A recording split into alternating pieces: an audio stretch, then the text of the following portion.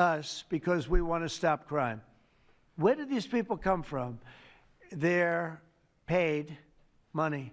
I guess they're paid a lot of money. But like I saw that ridiculous march the other day, I say, these people are not representative of our country. And not all of them, of course, but many of them are total lowlifes. These are lowlifes. These are people that are paid agitators, and they're not representative of our country. So I don't know. I can just tell you that our country has tremendous spirit right now. You know that better than anybody because you cover it well. But we have a lot of people that are very happy right now with the direction. They did a poll the other day. The direction of our country is better than it's been in 37 years. And I'm upset because I think it should be better than that. I actually said we should be better than that. So, you know, thank you very much for your question. Brian? Brian? Mr. President, yes. Thank you, Mr. President. You guys have done an amazing job in Memphis. Some of those numbers are staggering. And we've gotten message on social media wanting to thank you for that. But I think, can you talk about the number of missing children you guys have discovered in Memphis? That's amazing. Well, it's hundreds of thousands were lost through Biden and the Biden administration. And we are getting a lot of them back, but they're either dead, they're slaves, they're captured in some form.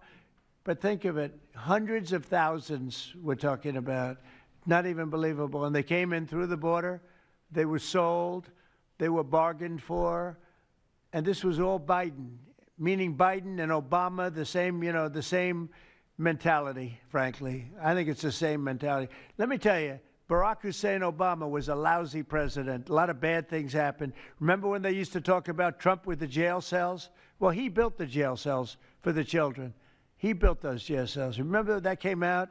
But, sir, they were built in 2014. You remember when that came out? After me going through that stuff for about 2 weeks, and then they found out it was Barack Obama that built those jail cells.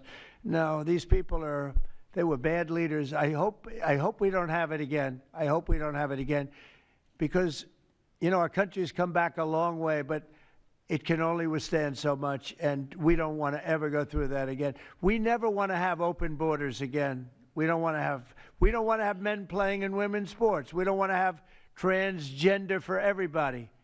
We don't want that. We want to have a great country with low interest rates, nice housing, great education, a strong military, the basics. Yes, please. Thank you, Mr. President. In last night's New York City mayoral debate, Zohran Mamdani said he would close Rikers Island if elected. What kind of impact would that have on public safety? Well, it's not good. I guess it's not a very nice place, but you need it. You know, you need something. You have a lot of additional people in New York City that should not have been here. They came here through the open border, through Biden's. You know, I don't know how they even do it. New York City's always been tight for money, and then they spend, you know, $8 billion, and nobody complains about it, on people that just showed up and they just came out of nowhere. Where did they get the money? All of a sudden they have money. I tell you what. We have to keep our prisons very fair and very safe, but you get a lot of criminals. We have a lot of additional criminals. I used to talk about it. They used to say, well, only good people come in from foreign countries. I said, that's not right. I didn't know that for a fact, but it had just started, right? The open borders and people flowing in by the millions. They make our criminals look like the nicest people on earth. That's the only good thing. They make our criminals look like nice people. They are the meanest, the most vicious. Tren de Aragua, you don't get any sicker. They cut people's fingers off because they called the cop. Did you call the cop? Yes. They cut off his finger so he can't call the cop anymore. And then they say, next time we're going to cut off your hand if you cut, because they took over his apartment in Colorado. You know, Colorado, they took over a town, then they took over another town, and you have a weak governor over there. He doesn't know what the hell he's doing, so he lets it go on. But we're getting them out of here. We're getting them all out. They're going back to lots of, not just Venezuela, they're going back to lots of countries. Venezuela would be one, however. Yeah, please. Thank you, Mr. President. Thank you, Mr. President. Yeah.